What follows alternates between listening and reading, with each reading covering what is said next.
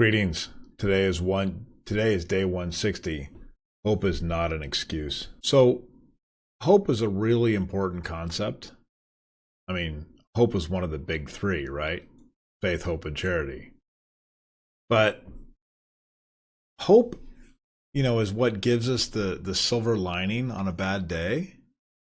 I mean, hope is probably what motivates us to get out of bed in the morning.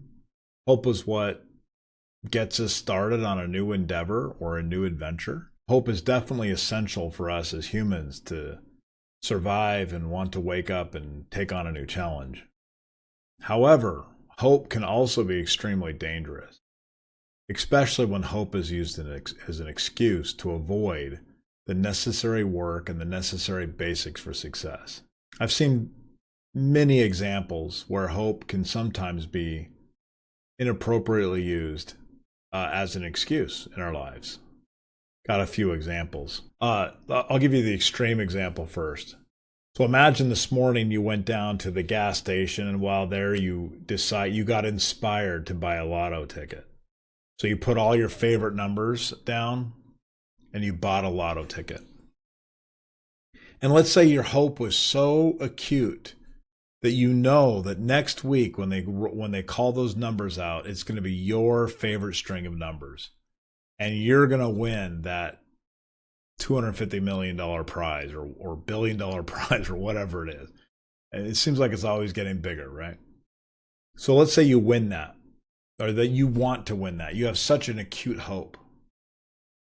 However, right now, in your current circumstance, you absolutely need to work in order to survive. You have to bring enough money in for your family and whatever else you got going on in your life. So let's say your hope becomes so acute that you decide, I'm just going to quit my job. Why work when I'm going to win $250 million? So I'm not going to work. I don't need to work because I've got this lotto ticket that's going to win. So that becomes hope as an excuse. So that's an extreme example, but it proves the point. Now, I've been on the lookout in my own life when I start to use hope as an excuse.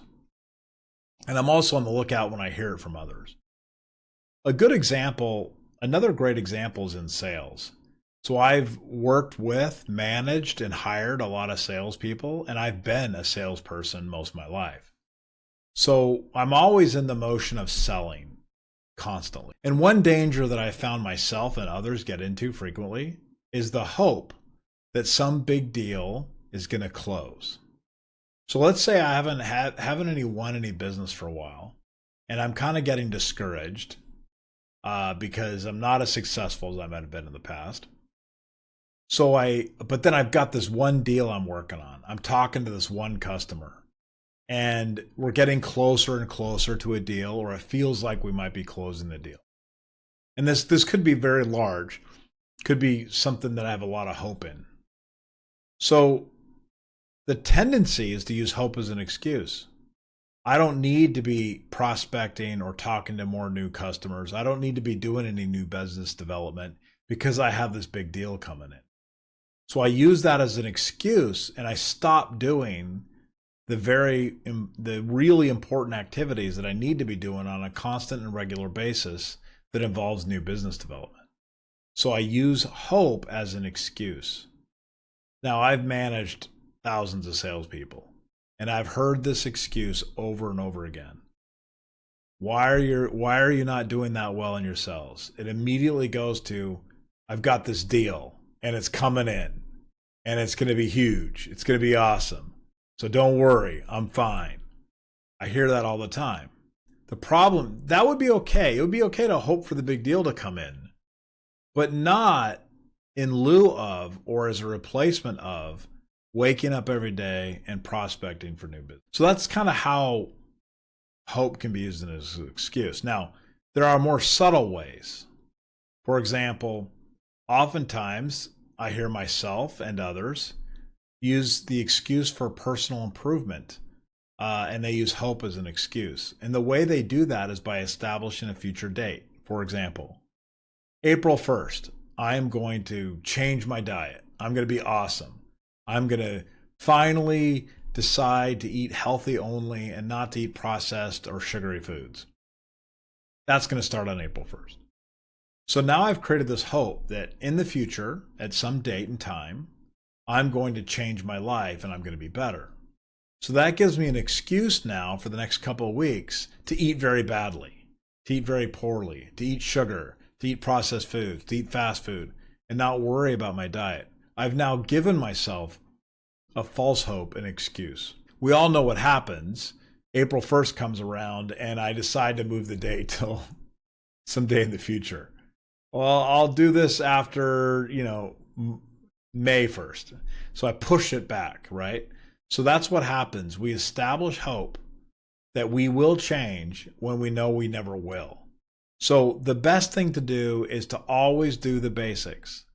So what I should be doing at all times is eating healthy. There's nothing stopping me from eating healthy today. That's really easy. Just eat healthy. But if I keep allowing myself to use hope as an excuse, it creates this paradigm which gives me a reprieve from doing the good behavior. Hope should never delay actions for improvement. So targeting healthier habits, new sales, or whatever it might be, you definitely never want to allow hope to cause a delay in any imperative action.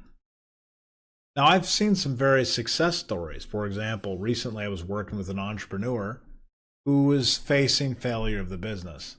By the way, all entrepreneurs face the failure of their business at various times during their early stages and sometimes later stages. You never get the rest. But this entrepreneur had a hope that he would be able to raise more money in the near future. And he had several investors lined up to potentially give them more money. The more money would allow the business to continue. However, ultimately, what this business needs is more sales.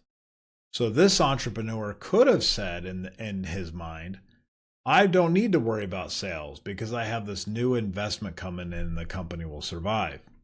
Rather, this entrepreneur chose to do both. Wake up every day with a total focus on new business development and also a hope for the future investment. By the way, in this example, the entrepreneur got both. They got some new sales from their efforts during the day, and they did eventually get the investment that they were seeking. So consequently, hope was something that encouraged this entrepreneur to do the right thing. Another example is I was counseling somebody who was looking for a job. They were struggling to find a new career or a new job position, and they'd been sending out resumes, applying for jobs, talking to people with very little effect. Well, one day they actually landed in an interview process. Now, the interview process was quite lengthy, probably 6 or 7 people they had to talk to. So while this person was going through the interview process, they had a choice to make. They could put all their hope in this new interview and focus entirely on that and stop doing their job searching activities, or they could continue their job searching activities, right? And also hope that this interview turned out well. This job seeker decided to do both. They focused on finding a job while they were prepping and doing the interview process for this exciting new opportunity. What eventually ended up happening to this person is they got a job, not the one they were interviewing for, but one of the jobs that they found while they were continuing their search. This is just a good evidence that hope can help motivate you, but should never cause you to delay the core actions that are needed for what you're trying to accomplish. We should always continue our effort, our exploration, and also at the same time hope for a specific action. So hope should never justify passivity. It should always encourage action. Thank you.